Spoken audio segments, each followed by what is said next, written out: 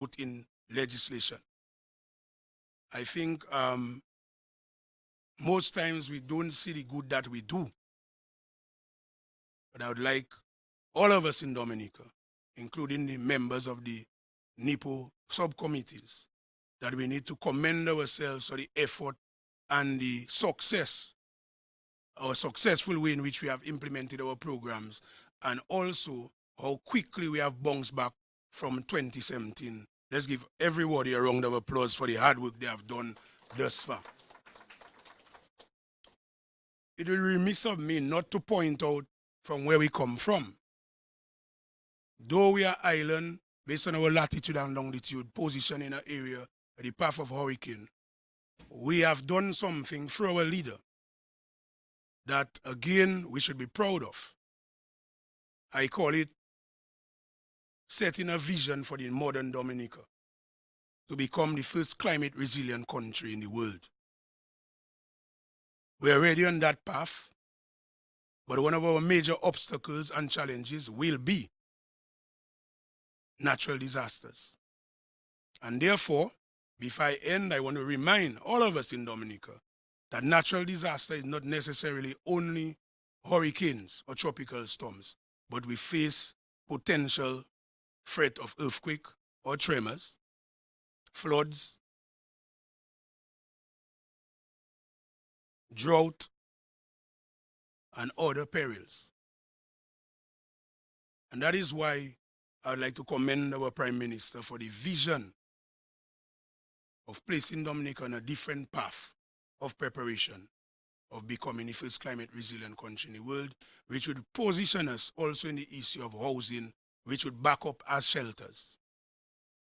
Again, at the policy level, your cabinet, your government, have actually moved on a different path again in keeping to the vision and mission of building a climate resilient Dominica, of setting up regional centers, shelters, in which we have one in Layo being almost completed.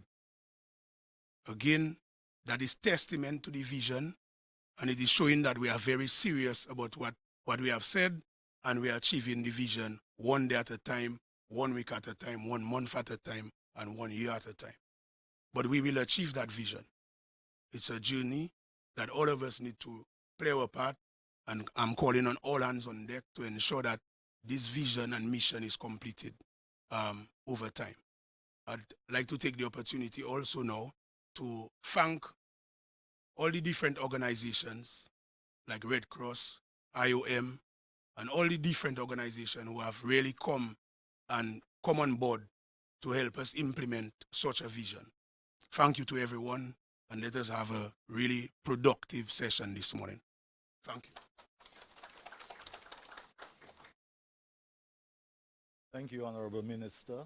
Distinguished ladies and gentlemen, at this point, I would like to invite the Chairman of NEPO, the Prime Minister of the Commonwealth of Dominica, Honorable Dr. Roosevelt Skerrit, to address you.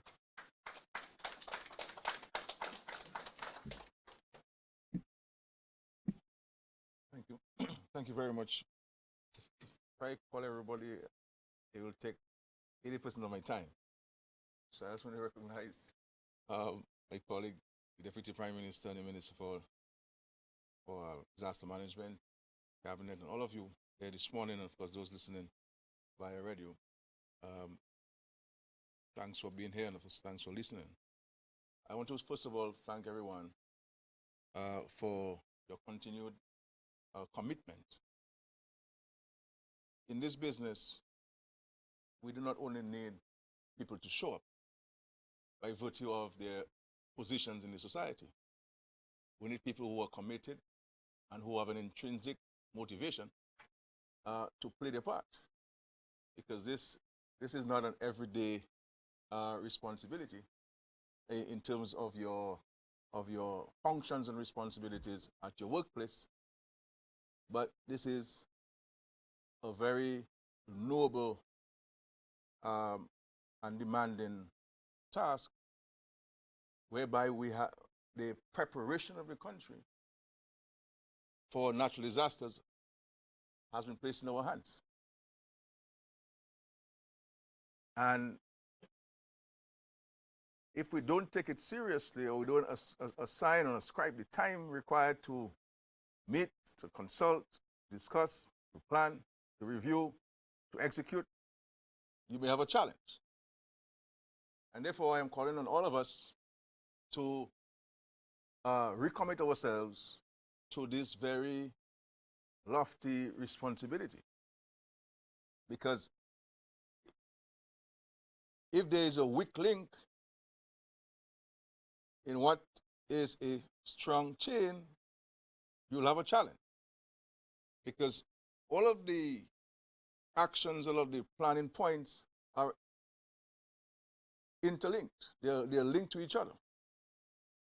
Because if you have one or three committees functioning properly and two are not, then the planning cannot be properly executed. And therefore, we have to look at this as a extremely important responsibility.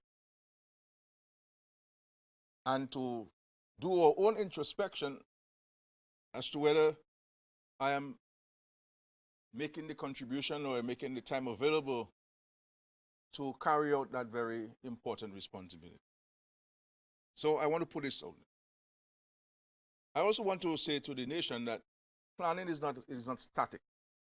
You will always have to continue reviewing, reassessing, changing, because the dynamics would change from day to day. But I want to reassure the country that at the NEPO and the ODM level, we do have a plan in place a plan to prepare and a plan to execute if we are to execute this plan in the event of an eventuality, take into consideration our lived experiences coming out of both Tropical Storm Erica and more recently, Hurricane Maria.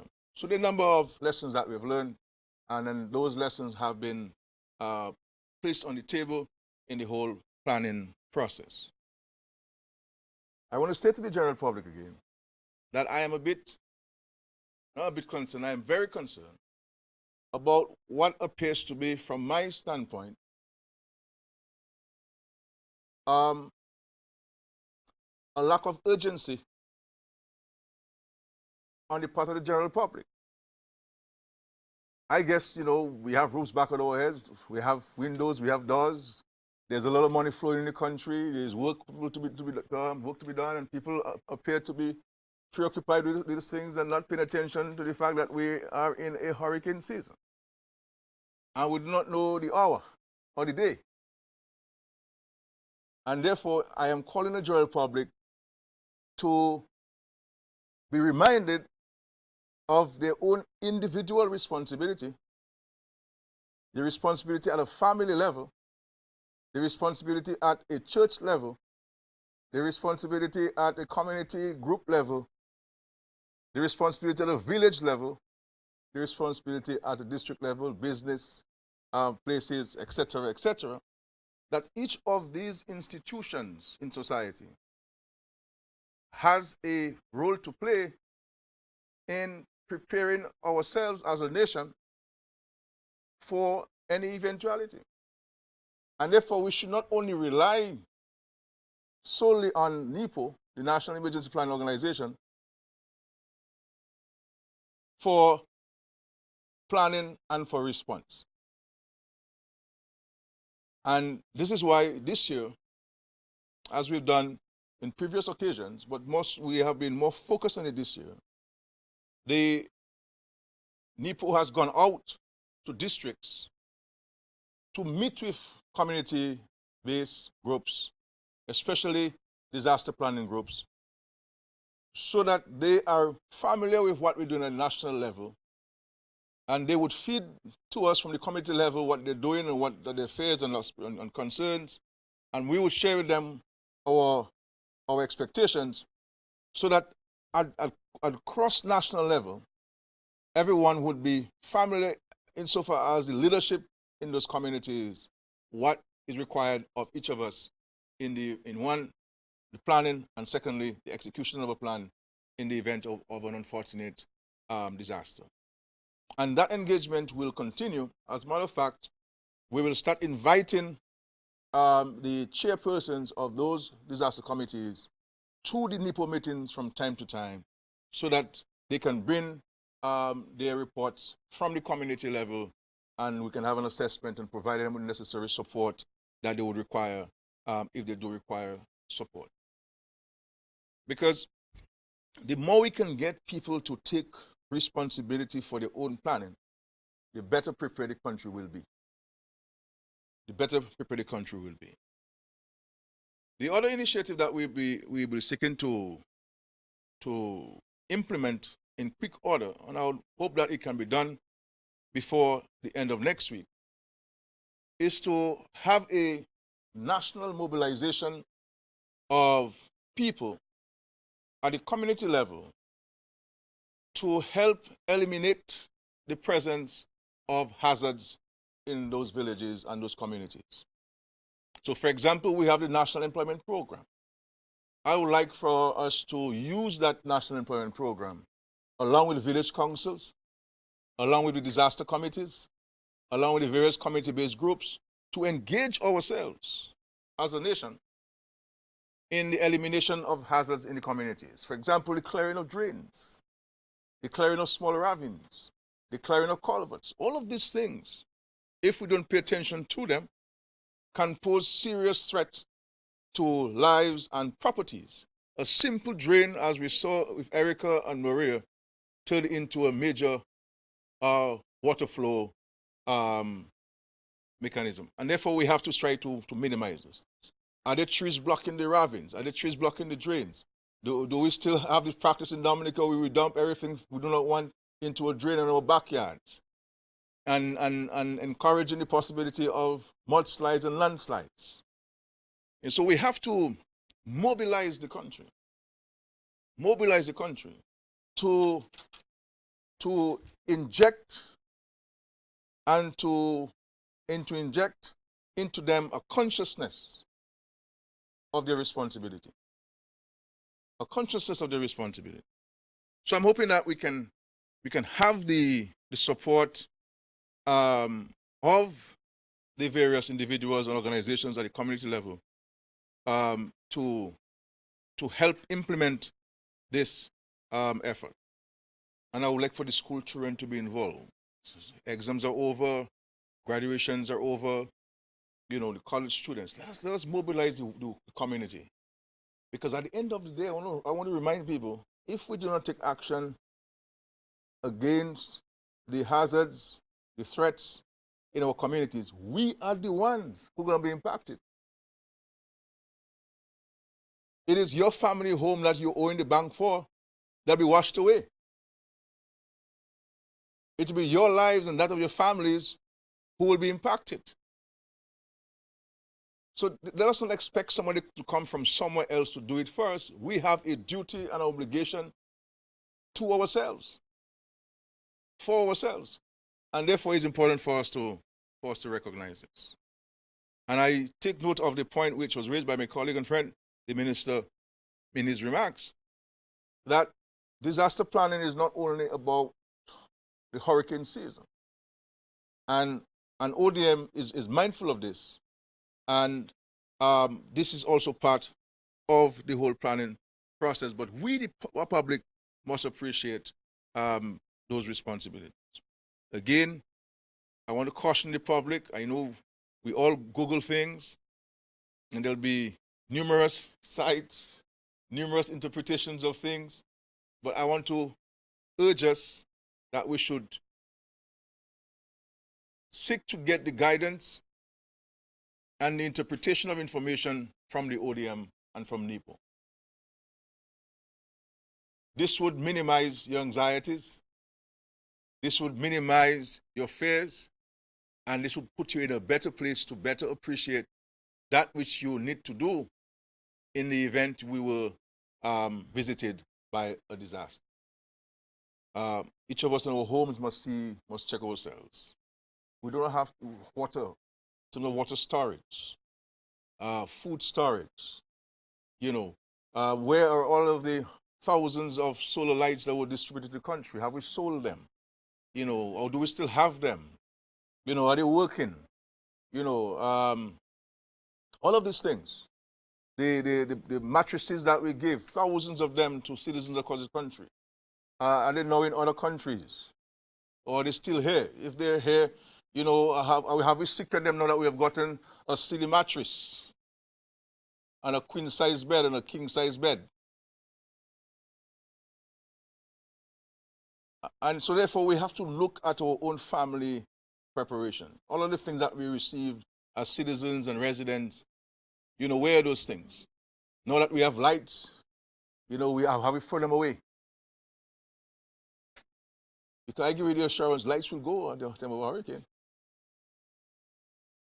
You know? So we have to start looking at those things. The storage of batteries. We don't have to wait. The planning process does not begin when they tell you a hurricane is coming. Because as we saw with Hurricane Maria, we moved from a category 3 to a category 5 in how many? 36 minutes or so? Huh? 36 minutes.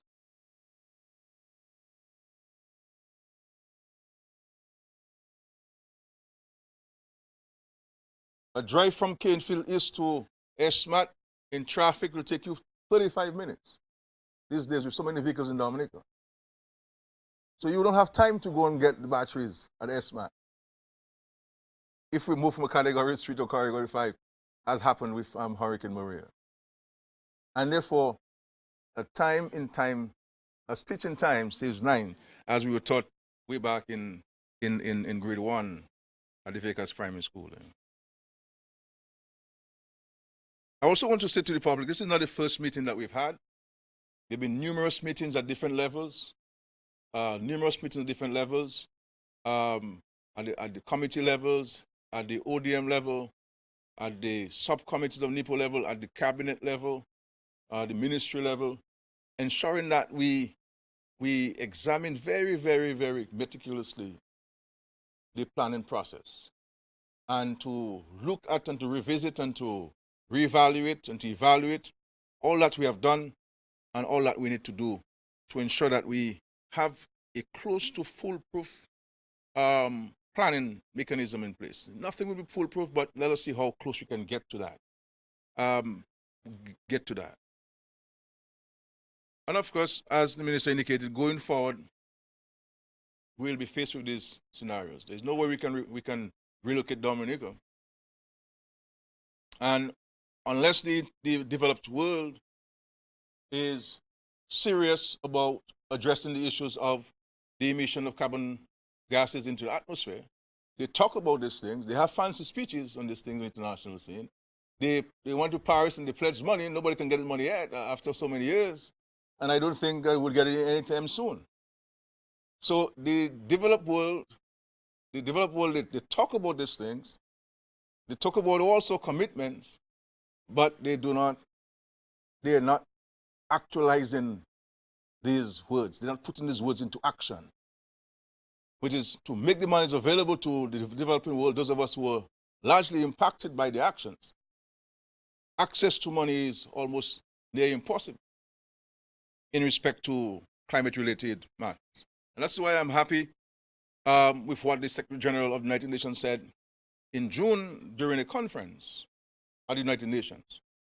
And there'll be a conference in September to discuss the issues of climate change and the world's commitment. And he said to world leaders, please, leave all the pretty speeches at home and come with action points. Let us end the talking about our commitment and let's fulfill our commitments. And therefore, if the developed world is not serious about the actions, we now have to do many things on our own. And this is why I want to remind the nation that the vision to build the world's first climate resilient nation, in my view, is the only route we can take. There is no other route. Because the fact is, we will be faced on based on what science is saying and what the Intergovernmental Panel on climate says that there will be an increase in activities, and that there will be a greater viciousness of these storms. And we believe that by building greater resilience as a nation, we are placing ourselves in a better position, one, to withstand those disasters, and two, to rebound from it in a much quicker fashion. And if the nation would remember, when we spoke about, after Tropical Storm Erica, that we're going to build back better, and I made many pronouncements after Erica, one of which was that in the event that we are visited by a storm similar or more ferocious than Erica, that which we build would be in a better position to withstand those realities. And, you know, in everything, there are those who will live by faith, and there are those who will subscribe to the doctrine of Thomas, that you must see to believe. And we saw that with the construction of the West Bridge, which has been marred with all sorts of controversies, that it stood the test of Hurricane Maria. And the houses in Bellevue, though they were under construction, not one was impacted. And also we were placing the electrical lines, the telephone lines in underground ducts. So if, God forbid, and we pray that no storm visits us and to be tested like Job and Jonah and Daniel, that the residents on this new housing development in Bellevue Chopin and all those we are building today will be in a better position to withstand the hurricane. So the homes that we're building in Castle Bruce and in Portsmouth and in Largo and in La Plaine and Dalis and Saint-Sauveur and those who will be building in many parts of the country, these homes are designed and built with the realities that we are faced with. And people will be able to reside in their homes without having the fear that their roofs will be blown or their windows will be blown. All they have to do, those of us who are Catholics, is to pray the rosary, and those of us who don't believe in the rosary continue to pray to the same Lord that we pray for. And this is what we're doing. In respect to the regional centers, we have commitment for funding for additional 2 from the European Union. And those will be replicated in many parts. So we will have a center, say in Castle Bruce, for example, in Marigot, in Portsmouth, the larger catchment areas. But in every community center that we'll be building, we will take that into consideration. So, for example, there'll be 2 community centers that will be started in the next couple of weeks, one in Vickers and one in Trafalgar.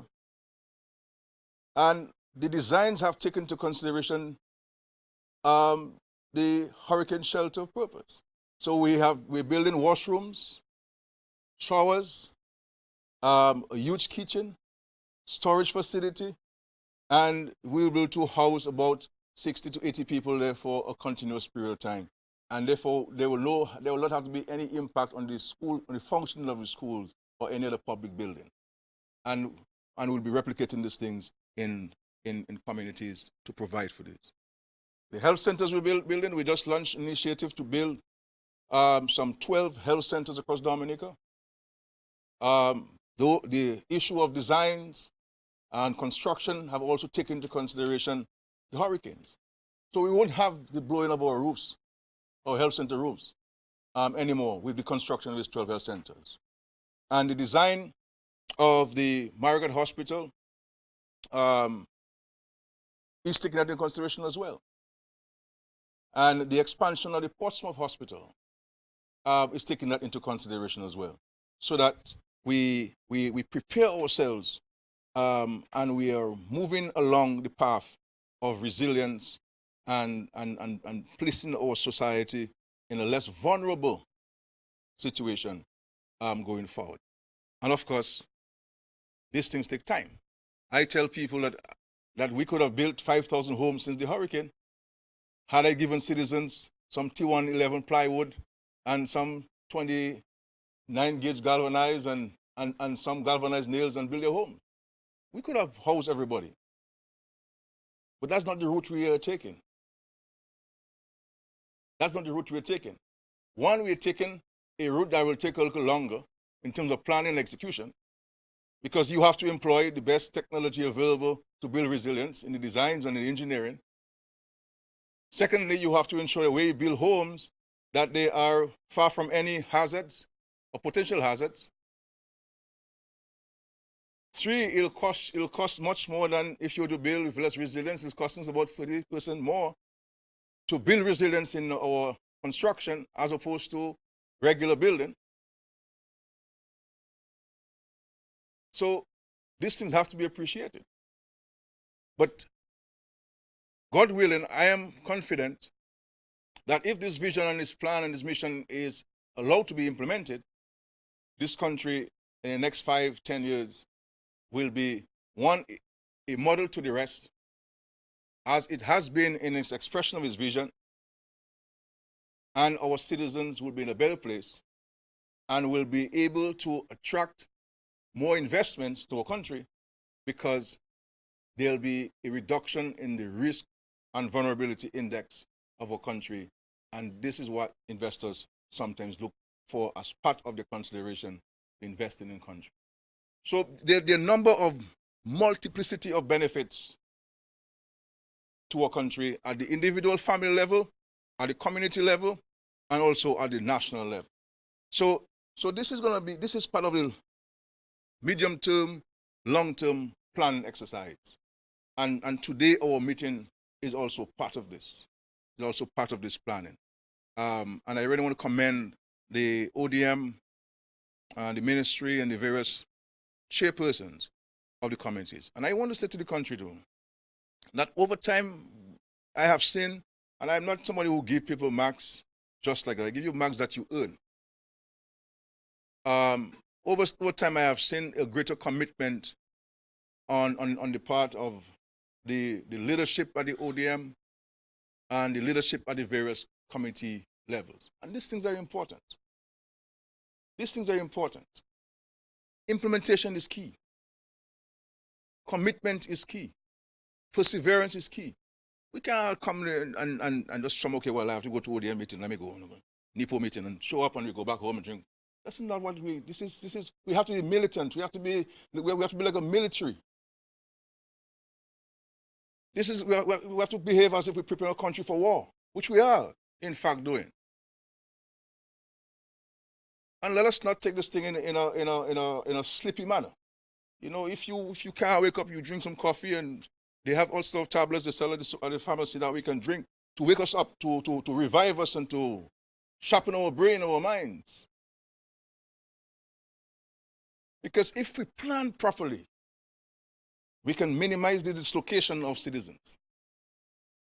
And over time, with our partners being here, and see my friend from ODM here, and in the World Food Program, and UNICEF, and USAID, Samaritan's Purse, you know, on the whole list of people who have been here with us, sharing with us their experiences, sharing with us their methodology. We are now a richer country in terms of disaster management and preparation and planning than we were 2 years ago.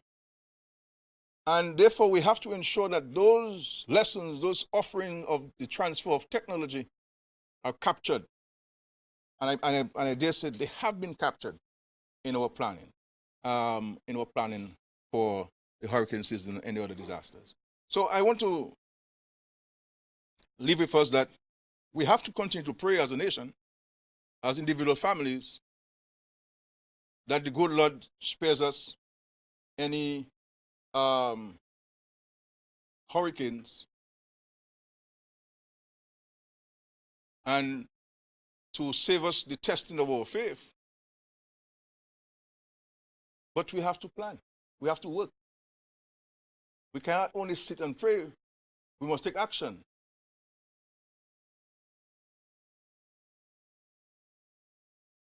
You know, if I was in the church, I would say, can I hear an amen? You know, but we have to commit ourselves to this. There'll be some things I will discuss at the closed session of the ODM. But one of the things I want to say publicly is that I am concerned, and I raised it in cabinet yesterday.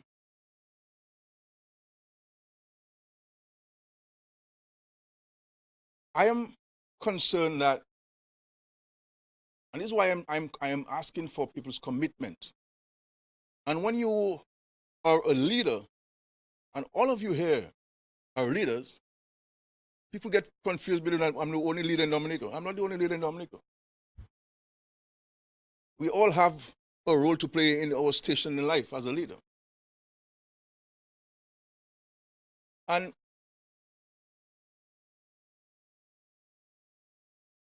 when you're leading something, you have to ensure that your comrades are safe.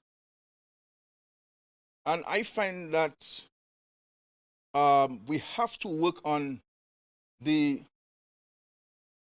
other words, for the last disasters I've been here as in Dominica, there are many things that if the political directorate does not get involved in, it may not happen.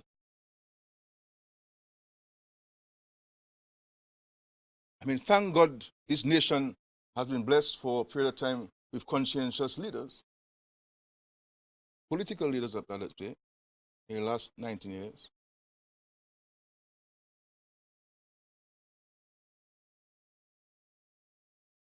So I want us to put a better mechanism in place to deal with the procurement of food, to deal with the distribution of food. Because I have seen my colleagues having to go on the port to physically load trucks to take to the communities. And had these things not been done, many people will not eat and drink. And I don't think that's right. People think we do it because, we want to get votes for this. And so I'm interested in no vote during a disaster, my friend. But if I say, okay, well, I am the prime minister and I have this big position, so let me sit in the financial center and see whether people have downstairs. No. That's not how a leader operates. And I am not the one to complain about things and to spend my time crying about who's not doing this. I step in and do what I have to do. But I would like to be relieved of those responsibilities so that I can deliver bigger things. And I think we need to discuss this. And I know that we have been advised of a framework by the World Food Program that we may have to tweak a bit and to ensure that we can have this thing roll out in a way that it should be rolled out. So that's one thing I want to say publicly. The other things I will say privately. But I want to finally, and sorry for going for so long, but I feel very passionate about these things. And I know what it is and what it costs to respond to a disaster. And as the main fundraiser for the country, I understand the difficulties and the sheer cost of responding to natural disasters. And I believe that the better we can plan, the more involved families are in recognizing that we cannot just sit at our homes as able-bodied men and women and expect people to bring this for us and bring that for us, and to do this for us and do that for us. We have to plan. You can't call me to cut a tree in your yard, my brother. Cut your tree. If there's a drain at the back of your house, placing a threat to your home, get people to clear it for you. Why should you have to call me to come and clear it for you? And these are the things that we have to speak honestly about and in a transparent manner about. That whatever you can do for yourselves, my brothers and sisters, do it for yourselves. That which you cannot do, we're doing it at NIPO. But there are things that we can do. That breadfruit tree in your head, yes, it brings some breadfruit, but most of it falling down before you get it. By the time it falls, it's too soft. Cut it, prune it. We have to engage ourselves. Where is that, Mr. Minchin and Burton? We have to engage ourselves in a pruning program, a national pruning program. Who tell us that we have to make a tree go 40 feet for it to bear fruit? So why other countries, they have to bend to harvest fruit or stand to harvest fruit, and they harvest more fruit than us? We have to engage in the pruning program. The Ministry of Agriculture. There is no way, you should be climbing trees. People want meant to climb trees. The only person who will climb a tree in the Bible is Zacharias. And you want to do that to see Jesus, not to catch a fruit. So we have to prune those trees because these trees place a hazard to us by blocking the roads, falling people's homes, injuring people. I mean, these trees are hazards. And so we have to engage ourselves in this thing, because the more we can eliminate and minimize the impact of hazards, because hazards are really what causes the destruction. So I think ODM, NIPO, we need to draw to the country's attention what are hazards and examples of hazards, so that they can be better informed of these things and to recognize it. So I want to thank all of you again for being here. To say to the wider community that we have to play our part. We give you the assurance that at NIPO level, we will do everything humanly possible. As a government, we'll ensure that the resources are available to effect the plan. But there are things that the government cannot do for you, and there are things that NIPO cannot do for you. There are things that only yourselves can do for yourself, and only communities can do for community. And we have to be engaged, we have to be informed, and we have to be alert. And those of us in leadership positions must play that part. The idea that people talk about leaders lead from behind. Leaders don't lead from behind. Leaders have to lead from front. You're not general and send your people to die and then you're in the office. No, you have to go in front. And this idea of leaders have to go, I let them go. No. You have to lead. You have to lead. You have to lead. Christ did not send people to die first. He died for us. He died for us. So we're Christians. All of us reading Bibles and upside down and so on. Let's read our Bibles properly. We have to lead properly. We have to lead properly. And let us pray for because these pastors and priests, they pray for all kinds of things except the things that the Bible teaches them to pray for. Very political in their preaching sometimes. So they read the Bible according to their political persuasion. And they preach according to that. Well, let us pray for a peaceful hurricane season. Let us pray that the tremors that we're feeling, that they can be contained, not only here, but in St. Vincent and the Grenadines, where there are some concerns there. And we ask the good Lord to intercede on our behalf. And of course, those of us who are Catholics will also ask for Mary, the Mother of God, to intercede on our behalf. Marvin, do you know that you're Catholic, right? You're lay minister? You don't give communion?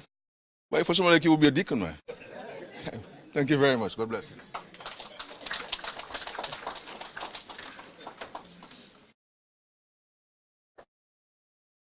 Thank you very much, Prime Minister, for your great insight, encouragement, support, and vision for disaster management. And also thanks for the vote of confidence. I think maybe one of the areas you wanted to delve in, the biblical areas you wanted to delve in, would have been faith without works is dead. So we have faith that the good Lord will see us through the hurricane season. But if we do not do anything to work towards that, we might be dead. All right, at this point, we'll have some brief presentations before we take leave of the media and others who are not supposed to be here for the closed session. At this point, let me ask Marshal Alexander from the Meteorological Service to give us a brief presentation on the predictions for 2019.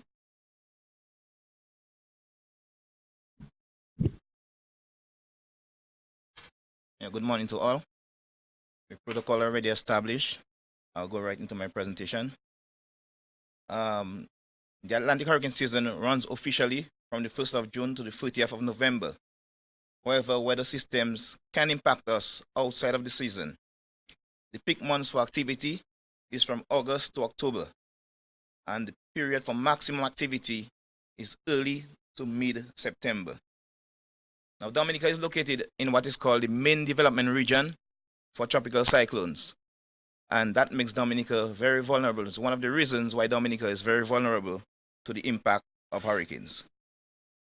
Now, based on the prediction from the National Oceanic and Atmospheric Administration, NOAA, they did a prediction with 70% confidence, saying that the season is expected to be a near normal season. And there's a 30% chance of an above normal season, a 30% chance of a below normal season, and a 30% chance of a 40% chance, of a near normal season. Now, the expectation is for 9 to 15 named storms, of which 4 to 8 are expected to become hurricanes, and 2 to 4 are expected to become major hurricanes of category 3 and above. Now, the reasons, the reasons for the prediction are two competing factors.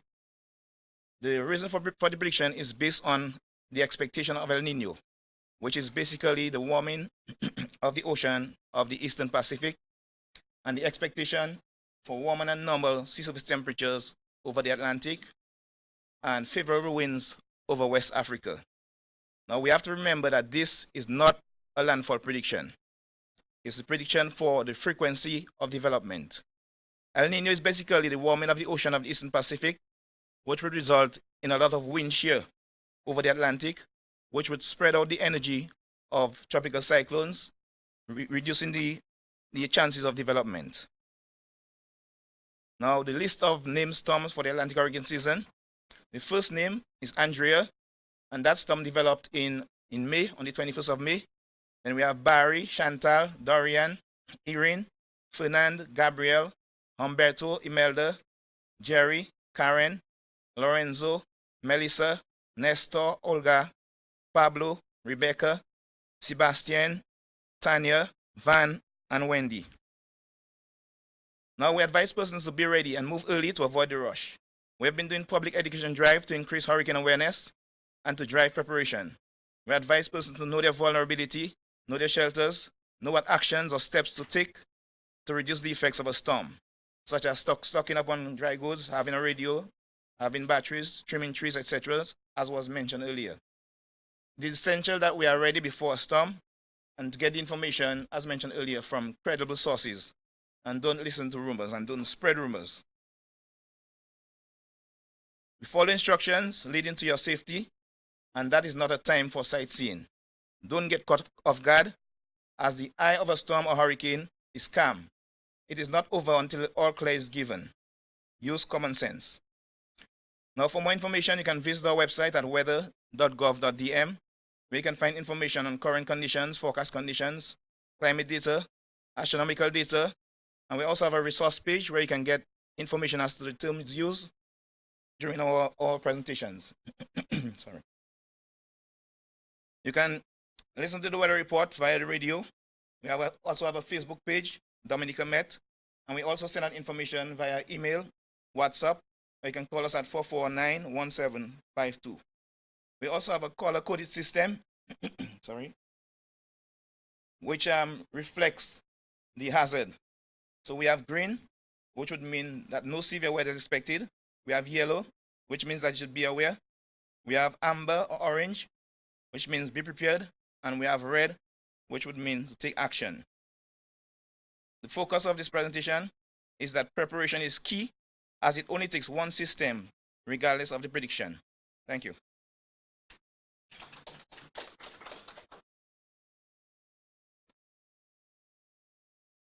Okay, thank you very much, Marshall. From the ODM standpoint, we have been looking at two hazards at this point, the weather-related hazards, and that is the hurricane season and any attendant events that would spin off, or what we call secondary events or secondary hazards coming out of the hurricane, and also the seismic earthquake events that we had last weekend. Marshall gave you a good preview of the weather related. Let me just say, from December, this thing has been happening, the volcanic, from December to present. And of course, there was a spike on the 15th of June where we had about 6 or 7 felt events, and that threw the populace into a stint of uneasiness and panic. And of course, the ODM had to respond. The strongest was a magnitude 3.5, which is really negligible. And for volcanic earthquakes, they do not pretty much go beyond 4. So the threshold is almost like a magnitude 4. The only reason that we feel them so strong is because they are very shallow, and they have that kind of tendency to be shallow. Just want to read one line from the latest report we have. It is saying at this time there is no indication that this unrest episode is decaying, and the possibility for there to be intensification both in numbers of events and magnitude remains. All right, so it's continuing. There are lots of these earthquakes that we do not feel, but they are measured by the equipment that's in place. And the ODM is also on the drive to increase. Remember, Hurricane Maria pretty much devastated the network that was in Dominica. And with the help of the Seismic Research Unit, a small network that can locate and detect earthquake have been put in place. And also there was a request to USGS, the United States Geological Survey. With the support of USAID, they did provide 4 new units that will be added on to the system. So the detection and the location will even be much better. Right now, the events are occurring in the south of the island. We have not seen anything in northern Dominica. But let's just go back to the hurricane season. Some of the critical issues there would be shelters, and the Prime Minister spoke largely, and also the Minister spoke about the new initiatives that government is taking. And by the next hurricane season, a lot of these things will be in place. With all the new apartment buildings also built by government, it's going to mean that less people will require shelter. So less people will be going out to shelters. But during this week, I'm saying this week, this year, because of the anxiety level, what you could see is that a lot of people turning out to shelters because people may be afraid to remain where they are, especially if they are alone. They would want to have some company. One shelter that was not mentioned is the one for the Kalinago territory, which the CDB is looking at supporting. And shelters are very important, and we have to place a lot of importance on them. The other aspect is communications. We know what happened after Hurricane Maria, and some things have been put in place in terms of having more radios where you can do two-way communications, and also satellite phones.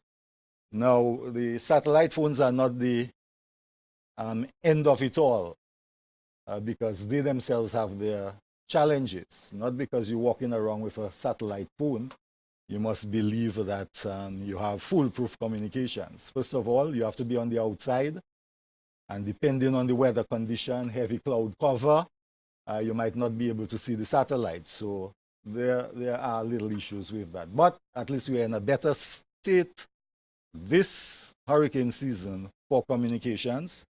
I've spoken informally to the service providers, and they are doing a lot of work in hardening their systems. A lot of fiber cables are now going underground, so we should be much better off with telecommunications.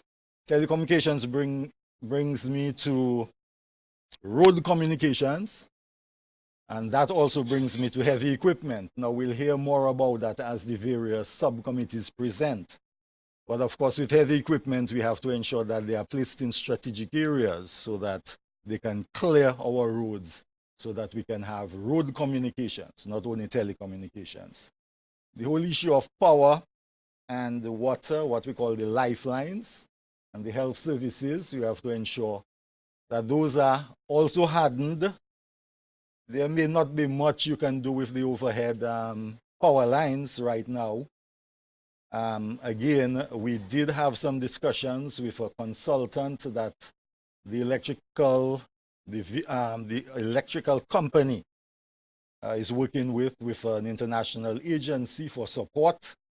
And one of the challenges we would have with putting our electrical cables underground would be the very many ravines, rivers we have across the country. So you'd have to be going under the riverbed and deep down in ravines to do something like that. So I suspect for a while we will have to be contented with overhead lines. The water systems, we saw how quickly they bounced back after Hurricane Maria, and we are hoping that we can see a similar occurrence this year.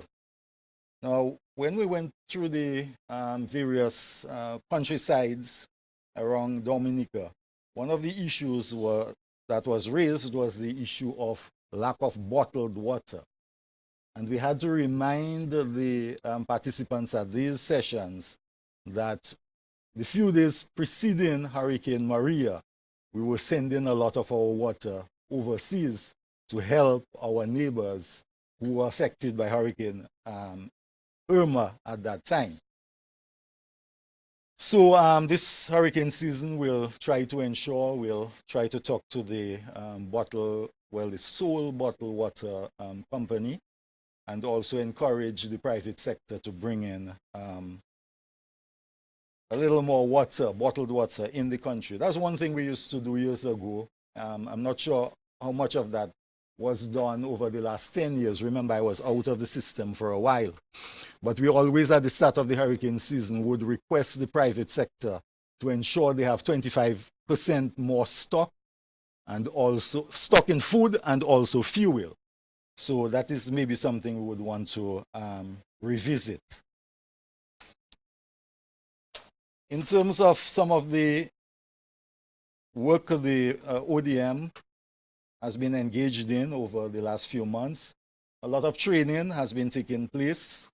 In December, CERT training was done in La Plaine.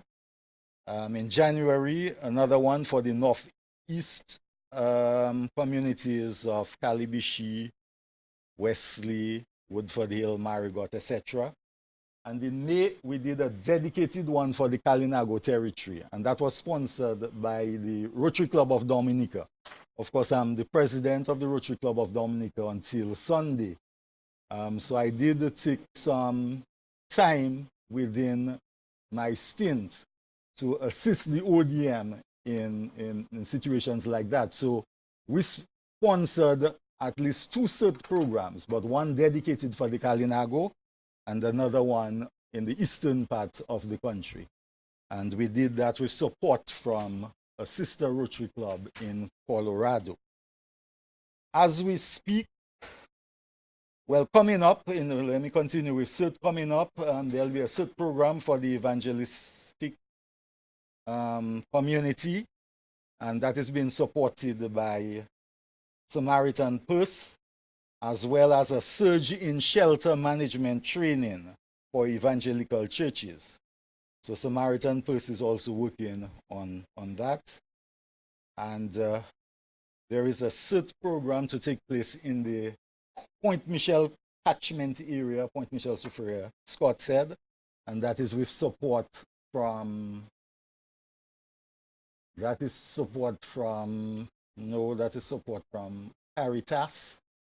and the USAID OFDA. UNDP will be sponsoring one in August, and I think there's one other that will be done before the end of the year.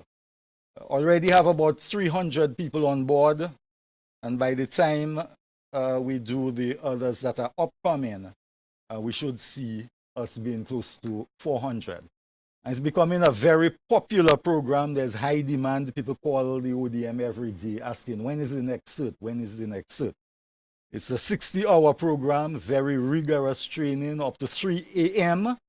on one day. You go up till 3 a.m.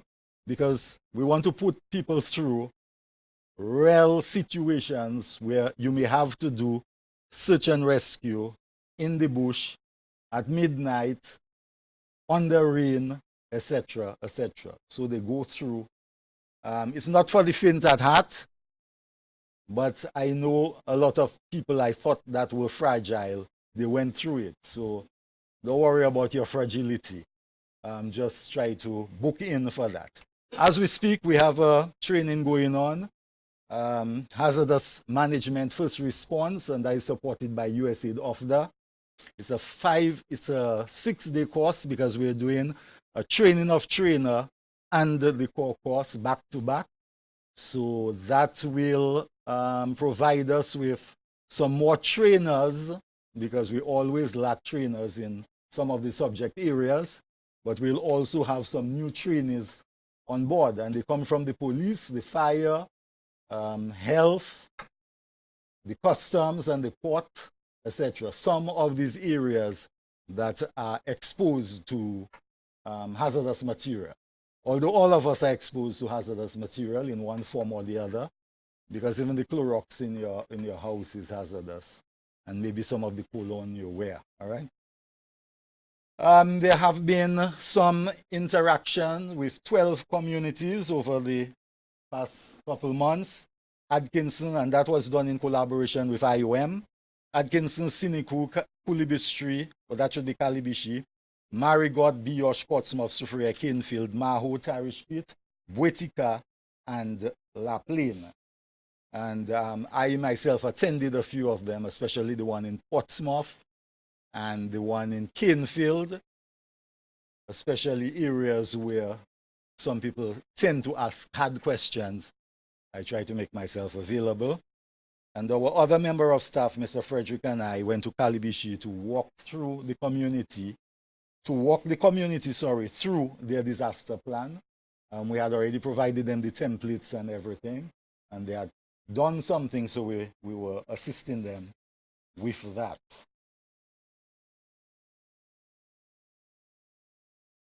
I think a couple other things I just need to highlight is the IOM support. IOM handed over their support to the state, to ODM, of some of the work they did over the last 9 months, which was supported by USAID OFDA. And those included the retrofitting of 16 emergency shelters around the island, the provision of non-food items and equipment to several communities, and also quite some training, capacity building training, like shelter management, psychosocial support, first aid, community emergency response, as well as emergency communications. And I just mentioned the community outreach, the facilitation of the development of an emergency shelter manual, and we have a copy right here, if I can just. This manual was developed, and that will go to shelters, so the shelter managers and the assistants, they have something they can refer to and something that will guide them. Of course, the ODM was integrally supporting that, the development of that manual. And there's something the IOM called durable solutions, where they supported several families around the country. You will have some time to ask questions, and we'll discuss more of that as we move into the more private session.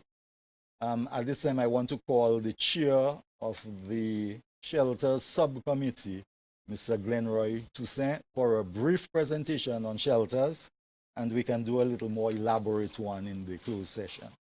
Thank you. Thank you very much, Mr. Chairman. Protocol having been established, let me say a very pleasant morning to everyone, and let me underscore the importance of shelter management in disaster risk reduction. One of the significant functions of disaster risk reduction is that of protecting life, saving lives. And saving lives ensure that we have to put the mechanism in place to ensure that our citizenry is safe in time of adverse events, sort of hurricane storms and other hazards that may impact us. I must say that we are in a better position than we were in 2018 as far as it relates to shelter management. There's always room for improvement, but importantly, we're in a better position, mindful of our tremendous challenges in 2018. Of course, Maria had impacted more than 50% of our shelters. And it meant, therefore, we had to find a mechanism to ensure that the population would be placed in a facility that they would have been safe. And so that was a tremendous challenge. And one of the strategies that we developed is what we call a neighborhood approach. We sought to encourage individuals who believe and who knows that their homes are safe to afford the opportunity for citizens and for their friends and their loved ones to come in.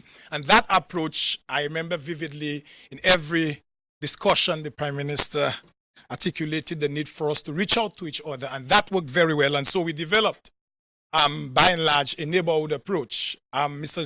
Shillingford mentioned the intervention, and we must clearly recognize and gratitude on behalf of the people, government, people of Dominica to the USAID and IOM for the injection of $1.25 million into an emergency shelter project that sought to retrofit 16 emergency shelters and provide those shelters with non-food items. Importantly, too, as we seek to build resilience, is that a number of shelters are now with solar panels, and they are operating as we speak with solar panel. Quite a number of those shelters are equipped with solar panel that made them a lot more resilience, so to speak. We also have partnered through the Dominica Association of Local Community Authorities with the Japanese government, and they are funding. We are transforming in Petit Soufriere the old school. Project is moving satisfactorily, and we should complete that project by sometime in July. So that will be made available because we are heavily challenged in the southeast and in the east in terms of the vulnerability for shelters, and so that will complement the efforts we have in Petit Soufriere. The entire roof is removed and it's now concrete, and we are going to provide and improve the amenities so that during the course of the 2019 Atlantic hurricane season, the people from that area. We had a severe concern in the southeast, the Riviere Syriac, Monjon area, Boetica, and under this project, we were able to improve two facilities. One was the Riviere Civic Community Center that was retrofitted and, of course, provided with supplies and, of course, solar panel, and, of course, the Boetica Sewing House. So we will have, for the 2019 season, those two communities will have designated shelters on the list, and that has augured well for us. I must say we have submitted, and soon we will see in our print newspapers the list of emergency shelters for the 2019 Atlantic hurricane season. That will be made available to the public pretty soon, and we, of course, will be placing it on the government website, and that will be done pretty shortly so people can be familiar. But I want us to take note, because I know the anxiety. Sometimes people don't see the names of their communities on the list and say we don't have a shelter. There are arrangements. There are some communities without shelters, without designated shelters on the list, but there are arrangements in those communities. For example, in the Mero area, you may not see your designated shelter for Mero, but there's an arrangement that we had prior to Maria and moving forward, that the people in Mero will move quickly to the not Isaiah Thomas, but the Caleb Luma Primary School. That arrangement has been made. There is an arrangement with the disaster committee in Mero, and that has been working pretty well. The Taru people will move to the Maho shelters. That arrangement is being worked well. In Kolobistri, they will move to the the Monorachet Resource Center, and there is a project that is being undertaken under the UNDP to have an emergency operations center at the Monorachet Resource Center, and that project is under construction. It's going to be constructed, and the equipment are going to be put in there to facilitate communication in that area. Importantly, we mentioned the shelter management manual. That is critical, and I am happy that the Honorable Minister did make mention that we need to see a more solid mechanism as far as shelter management is concerned. And that is where, in that manual, there is the room for shelter coordinators, as opposed to shelter managers, yes, but shelter coordinators, which will greatly involve the local authorities, the disaster committees, and other faith brief and other organizations within the community. We are taking shelter management to the community-based level, as opposed to just a shelter manager and, of course, the persons who have been sheltered in that facility. So that in itself is taking it from that level. And we are really thankful to the individuals who have committed their homes to serve as emergency shelters. We are seeing a number, interestingly, and I must applaud the general public, because what we noticed this year, a number of people came forward and they offered their homes, but they do not want it to be published, and we respect that. So a number of people in the Calibishi area, in other areas, in the Boetica area, in those areas, they offered their homes. Yes, of course, before we accept it, we have to do an assessment. We cannot just simply, because you offer your home, to accept it, because there are certain criteria that we use, in terms of provisioning for shelter and shelter management. And so we are really grateful for that, people offering their homes to serve the public and to save their friends and to serve their loved ones. And we are grateful for that, and we want to encourage people as we move through this season and beyond to have that sort of love and care for our people, our friends, our neighbors, because we are caring people in Dominica, and I think certainly that will augur well for us. But before I end, I want to sound a little call to the general public.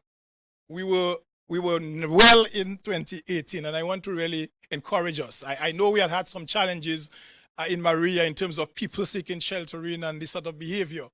We are sought to curb it, and we were very strict, and we'll continue to be strict as well. We had curb it, and we had strategically placed the shelter rules in each of the shelters. And so people were mindful when you come in, and these are the rules, and if you don't adhere to the rules, then there is a consequence of you being, unfortunately, thrown out of the shelter. And we will do that as we proceed, but we are taking it a step further, that we are going to ensure that the community knows, quite apart from the publication of our print media, we are going to put the shelter list, or the list of the shelters in the communities, and of course, the information into the shelter rules, so that people will not, when they seek sheltering, to say that we are not aware that these are the things, and it's basic, and we really want to encourage our people. And importantly, as long as the shelters are activated, we need people to go to the shelters. People oftentimes in Dominica, we wait the last minute to go to the shelters, and it creates further chaos and confusion. So we're asking that if the need arises that you have to be sheltered, please go in as soon as the shelters are activated. We're encouraging people to go to the shelters. In addition to that, we are happy that the Honorable Prime Minister, through the Ministry of Finance, provided funds for enhancement of some of the things, and we will be seeking to at least provide the shelters with basic supplies. And when we say basic supplies, we're not talking about food and stuff like that, but basic supplies in terms of lanterns, in terms of blankets, in terms of first aid kits, and that sort of thing. We will provide the shelters with those basic items, because we know from time to time there are people in Dominica who will come to the shelters, as we say in local palace, with their backswing empty, their belly empty, and their hands empty. And we know that because of the challenges and the vulnerabilities. So we know that. And so we understand that as well, that there are people who are less fortunate among us, and their hearts saying yes, they should come with something, but unfortunately they're unable to do so. And so the state has to come in to make that provision for those individuals. So in all, we really want we are hoping that our preparedness should have started 6 or 20 months ago. So if some of us are listening and we are here, and we should have started the process. If we have not started, we need to do that planning from a family, from a community, and by extension from a national standpoint, because it's what we do collectively that will ensure that we not only meet the vision of making the first climate resilient country, but will minimize the impact of climatic events that may impact us now and in the future. Thank you very much.